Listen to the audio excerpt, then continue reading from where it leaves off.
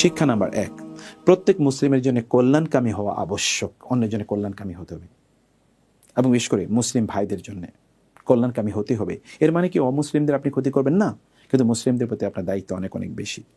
2, মুসলিমের জন্য কল্যাণকে পছন্দ করা, অকল্যাণকে অপছন্দ করা কল্যাণকামিতার অংশ। যেমন মানুষ নিজের ব্যাপারে যা পছন্দ করে এবং ঘৃণা করে, অন্যের ব্যাপারেও তা পছন্দ এবং ঘৃণা করতে হবে। এটি হচ্ছে ঈমানের দাবি। 3 নাম্বার, কল্যাণকামিতা ঈমানের একটি অংশ হিসেবে দেখানো হচ্ছে, যেটি আমরা এর আগে হাদিসে পড়েছি, আদ-দীন ওয়ান নাসিহা, অন্যের জন্য কল্যাণ কামনা করা, এটাই দিন, এটাই ইসলাম। চতুর্থ, ঈমানের মাঝে কম বেশি পার্থক্য হয়। হাদিসে উল্লেখিত ঈমানদার না হওয়ার দ্বারা উদ্দেশ্য হলো পরিপূর্ণ ঈমানদার না হওয়া। কারণ ঈমান চলে যায় ঈমান ভঙ্গের কোনো কারণ পাওয়া গেলে। কোনো মুস্তাহাব ছেড়ে দিলে ঈমান ভাঙে না, অন্যথায় অধিকাংশ মুমিনের ঈমান চলে যাওয়ার কথা, যেমনটা শাইখুল ইসলাম ইবনে তাইমিয়া রাহিমাহুল্লাহ স্পষ্ট করে বলেছেন।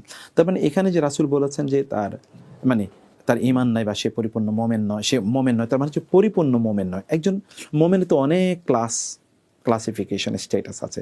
সুপ্রিম লেভেলের মোমেন হতে হলে আপনাকে এটা করতে হবে। আদারওয়াইজ আপনি মোমেন, কিন্তু আপনি একটু লোয়ার লেভেলের, মানে আপনি গ্রেড তো আছে, তাই না? গ্রেড তো আছে, জান্নাতেও গ্রেড আছে। এই গ্রেডে আপনি কোন গ্রেডে মোমেন আপনি হতে পারেন সেটি এখানে বলা আছে। এবং পঞ্চমত দেখতে পাই, কল্যাণকামিতা ঈমানি ভ্রাতৃত্ব তৈরি করে। ভ্রাতৃত্বের আলোচনা করা হয়েছে তার হক আদায়ের প্রতি সচেষ্ট করে তোলার জন্যে। মানে হচ্ছে আপনি যখন অন্যের প্রতি কল্যাণ কামনা করবেন না, তখন যেটি হবে তা হচ্ছে আপনার ভ্রাতৃত্ব, অন্যের প্রতি ভালোবাসা, ভ্রাতৃত্ব তৈরি হবে। এটি কল্যাণকামিতার একটা চমৎকার একটা দিক। এবং ষষ্ঠ হচ্ছে, রক্ত সম্পর্কীয় ভ্রাতৃত্ব বন্ধনের চেয়ে আল্লাহর জন্য ভ্রাতৃত্ব বন্ধন অগ্রগামী। তার হক আদায় করা অধিকতর জরুরি, তাই না? ঈমানের বা দ্বীনি ভ্রাতৃত্ব কিন্তু অত্যন্ত শক্তিশালী একটা ভ্রাতৃত্ব। এটা রক্তের ভ্রাতৃত্বের চেয়ে অনেক অনেক শক্তিশালী। যুদ্ধের ময়দানে আপনি রক্তের ভাইয়ের বিরুদ্ধে দাঁড়িয়ে যেতে পারেন, কিন্তু আপনার মোমেন ভাইয়ের বিরুদ্ধে না। আপনার রক্তের ভাই আপনার বিরুদ্ধে যাবে, কিন্তু আপনার মোমেন ভাই আপনার পক্ষে থাকবে কিয়ামতের দিন। আমার মোমেনরা কিন্তু মোমেনদের জন্য সুপারিশও করবে ইনশাআল্লাহ কোনো একটা স্টেজে, এবং তাদের সুপারিশ কবুলও করা হবে। আর অন্যরা কিন্তু আপনার বিরোধী থাকবে। আপনি দেখেন না দুনিয়া জুড়ে রাসূলুল্লাহ সাল্লাল্লাহু আলাইহি ওয়াসাল্লাম যখন মক্কা থেকে মদিনায় হিজরত করলেন, মক্কার সাহাবীরা মদিনায় হিজরত করলে মদিনার সাহাবীরা তাদের ঘর বাড়ি পর্যন্ত ভাগ করে দেয় মক্কার সাহাবীদেরকে। This is called brotherhood. এটা হচ্ছে মূলত ভ্রাতৃত্ব। এই ভ্রাতৃত্বের কথাই এখানে বলা আছে। সপ্তম, ঈমানি ভ্রাতৃত্বের হক মোমেন নারী পুরুষ সবার জন্য ব্যাপক। অর্থাৎ এখানে কেবল পুরুষদের না, পুরুষ এবং নারী সবার জন্য ব্যাপক। যেমন আল্লাহ তাআলা বলেছেন, ওয়াল মুমিনুনা ওয়াল মুমিনাতু বা'দুহুম আউলিয়াউ বা'দ। অর্থাৎ মোমেন পুরুষ এবং নারী পরস্পরের বন্ধু, সহায়ক, অভিভাবক। আল্লাহ তাআলা আরও বলেন, ইন্নামাল মুমিনুনা ইখওয়াতুন, মোমেনরা তো পরস্পর ভাই ভাই। সুতরাং হাদিসে বর্ণিত শুধু পুরুষের উল্লেখ, এর সাথে কোনো বৈপরীত্য এখানে নাই। অর্থাৎ হাদিসে যদি বলা হয়েছে লা ইউমিনু আহাদুকুম, এখানে আহাদুকুম মানে পুরুষকে বোঝানো হয়নি, এটা সকল মুসলিমদেরকে বোঝানো হয়েছে।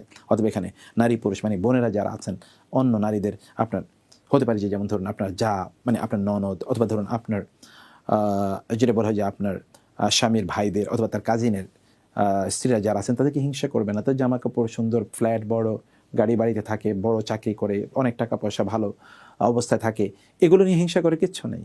এগুলো নিয়ে হিংসা করবেন না, কারণ আপনি তো এরকম থাকলে আপনি হিংসাকে পছন্দ করতেন না। সেই জন্যে আপনি ব্রড মাইন্ডেড হন প্লিজ।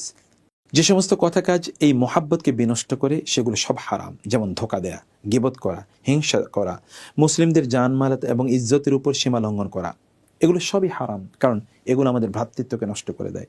তবে ধোঁকা, প্রতারণা, মিথ্যার আশ্রয় নেওয়া ব্যতীত ব্যবসায়িক উপায়ে মুসলিমদের সম্পদ গ্রহণ করা হারাম নয়। আপনি ব্যবসা করছেন, তাদেরকে আরও যদি আপনি প্রফিট নিয়ে যদি কিছু সম্পদ অর্জন করেন, তাতে হারাম নয়, সেটা তো আমাদের জন্য জায়েজ বা হালাল করা হয়েছে।